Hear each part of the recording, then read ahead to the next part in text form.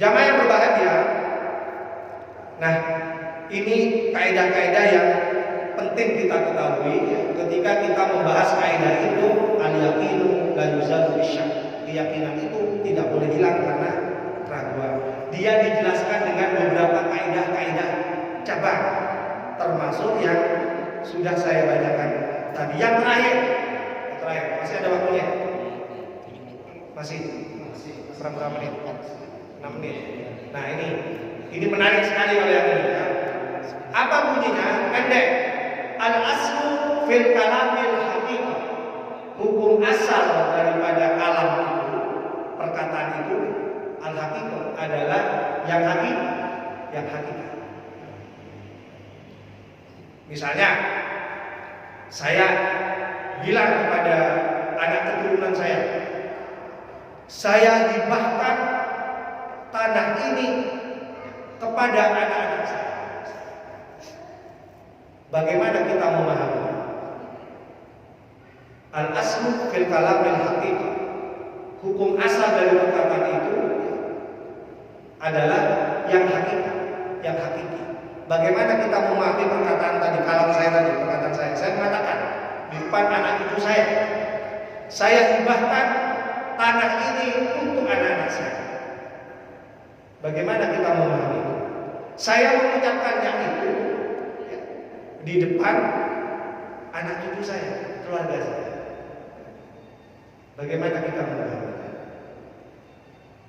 Terus kemudian cucu saya protes, berarti saya juga dapat, gitu kan? Nah, bagaimana kita kalau jadi hakim itu memahami perkataan saya ini? Kalau itu kemudian ini dituangkan dalam sebuah akta hibah, maka hakim itu akan memutus berdasarkan hakikat daripada perkataan itu. Kalau tidak cukup jelas perkataannya, panggil yang bersangkutan itu untuk menjelaskan hakikat dari perkataan itu.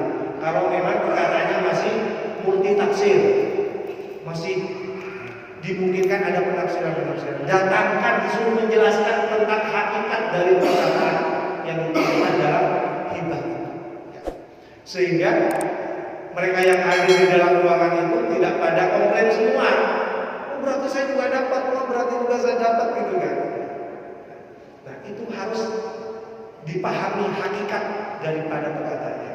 Jangan kemudian yang dipahami itu hanya kulit luarnya saja, sampai kemudian kita biarkan keturunannya itu bersengketa karena merasa sama-sama berhak. Berdasarkan perkataan mbah saya juga berhak, katanya dulunya. Anaknya juga bilang berdasarkan perkataan dari bapak saya juga berhak. Semuanya bersengketa kemudian dibiarkan, tidak diputus di sana. Nah, untuk menjelaskan ini dibutuhkan penjelasan yang hakiki. Perkataan itu kalau masih terlihat banyak tafsir-tafsirnya, maka perlu diselami hakikat daripada perkataan itu. Hakim tidak boleh memutus sebatas omongannya. Kalau omongannya itu menjadi permasalahan. Kalam itu menjadi permasalahan, makanya harus dipahami hakikat daripada perkataan itu. Jamaah yang berbahagia, saya kira apa yang saya sampaikan ini. Silakan sebelum berkaitan dengan kaidah yang barusan, ada salah seorang ini bapak sebelum meninggal dunia, akhirnya kan diperkirakan meninggal dunia dia umur sekian hari, kemudian dia berwasiat separuh apa saya infakkan ke masjid, separuh untuk anak cucu saya, seperti itu saya wariskan. Tapi seiring berjalannya waktu dia tidak mati, masih sehat lagi sampai bertahun-tahun sehat lagi sampai sekarang ini. Bagaimana caranya memutuskan sampai sekarang masih hidup seperti itu? Pakai hibah, jangan pakai waris. Ya, karena apa? Karena kalau waris itu syaratnya harus mati dulu. Jadi kita kalau mau mewariskan sesuatu syaratnya harus mati dulu, baru kita berstatus sebagai pewaris. Tapi kalau belum mati, itu bukan mewariskan namanya, itu menghibahkan, mewakafkan. Jadi kalau orangnya masih hidup, mau memberikan sesuatu ke masjid itu pakai cara hibah atau wakaf. Jangan pakai waris. Kenapa? Nah, karena dia nggak mati-mati, masih sehat terus. Ya kan? Nungguin dia mati, ya kan? Kapan itu bisa dilaksanakan itu kan? Maksudnya langsung bisa dieksekusi itu, kan separuhnya minimal masjid, separuhnya, tapi dia tidak mati-mati gitu. Jadi apa langsung dieksekusi separuh itu, Ustaz? Apa masih ditunggu apa sampai meninggal seperti itu? Ya mumpung masih hidup mendingan supaya tidak terjadi sengketa, cepat itu diambil cara apakah dia akan menempuh cara hibah atau menempuh cara wakaf. Yang mumpung beliaunya masih hidup, apalagi yang mau diberikan itu separuh itu mengurangi hak ahli waris yang lain, itu nggak boleh. Ya, paling tidak sepertiga, maksimal sepertiga, nggak boleh banyak-banyak. Nah, kalau pengennya separuh, asalkan disetujui, diikhlaskan oleh ahli waris yang lain, mungkin tidak ada masalah. Cuman kalau nanti para ahli warisnya itu ada yang keberatan, tidak tulus, tidak ikhlas, saya kira mumpung masih beliaunya ada, ya segera diselesaikan, dibicarakan baik-baik dengan ahli waris yang lain. Apakah dia jadi menghibahkan separuh atau sepertiganya saja, itu dibicarakan baik-baik.